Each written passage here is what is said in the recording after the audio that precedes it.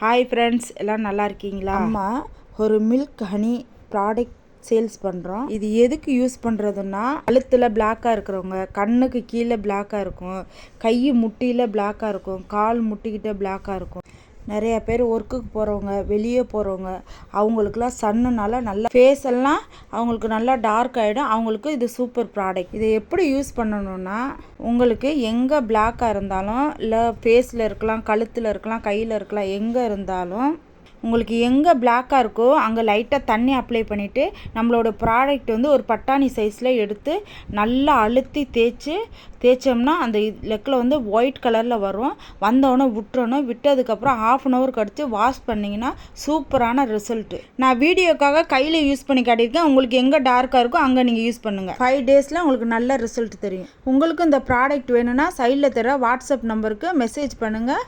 பாய், thank you.